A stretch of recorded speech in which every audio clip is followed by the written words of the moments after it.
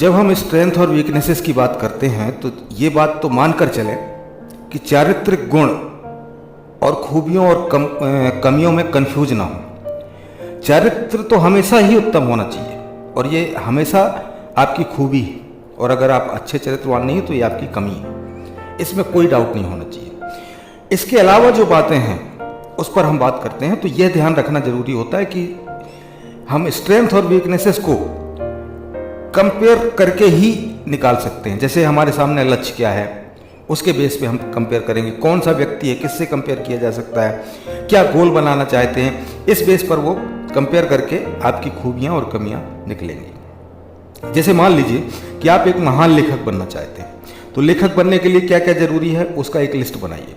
जैसे कि भाषा पर अच्छी पकड़ हो, आपकी वोकेबलरी बहुत सशक्त हो, आप संवेदनशील हो। संवेदनशील होना इसलिए जरूरी क्योंकि आप जो टॉपिक होंगे या जो घटनाएं घट रही होंगी उन पर आप कितने संवेदनशीलता से चीज़ों को देखते हैं जिससे कि आप उसको लेखनी में उतार सकें।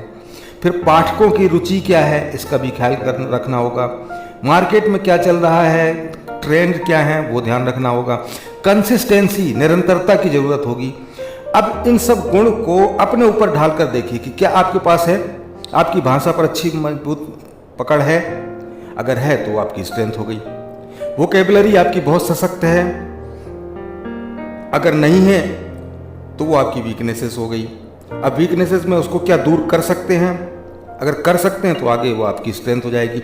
इस तरह से आप एक एक करके कंपेयर करेंगे तब आपको आपकी स्ट्रेंथ और वीकनेसेस मिलेंगी।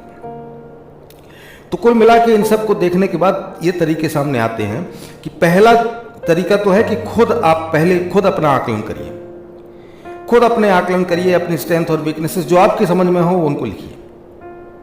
परंतु खुद के साथ दिक्कत यह होती है कि हमारा नॉलेज सीमित होता है और उस सीमित नॉलेज के आधार पर ही हम अपना आकलन करेंगे, इसलिए यह कैलकुलेशन सही हो, बिल्कुल सही हो, यह जरूरी नहीं है। दूसरा तरीका यह है कि हम दूसरों से अपना आकलन करवाएं।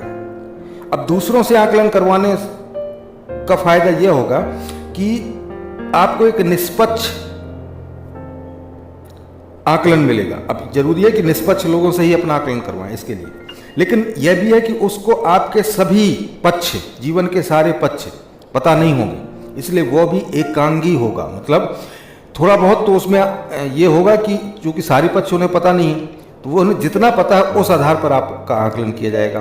तो वो भी 100% ठीक हो यह नहीं कहा जा सकता, पर उपयोगी रहेगा।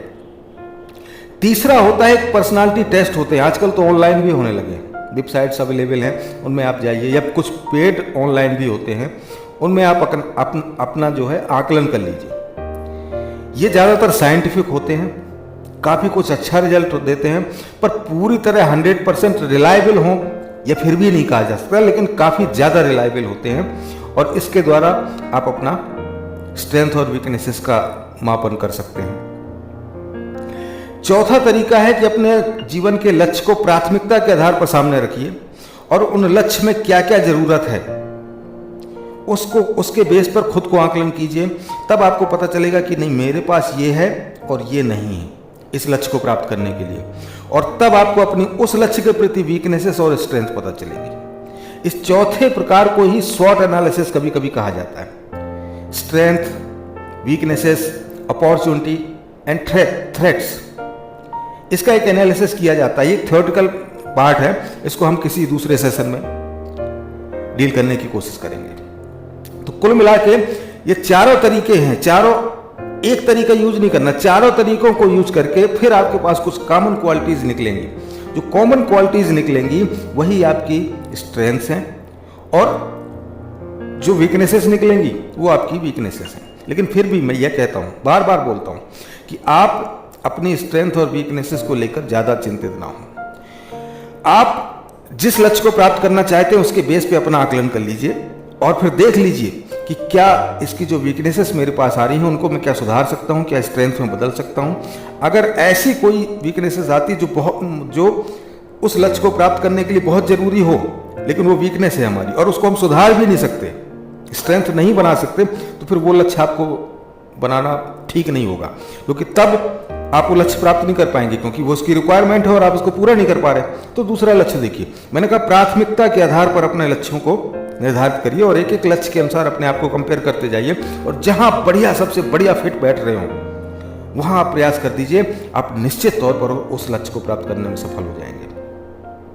हाँ, ये शॉर्ट एनालिसिस की बात है, कुछ और थ्योरीज की बात है, ये हम अगले सेशन में बात करेंगे, लेकिन आप इसके आधार पर आप अपने स्ट्रेंथ और वीकनेसेस को आसानी से एक कॉमन मैन की तरह प्राप्त कर सकते हैं। Thank you.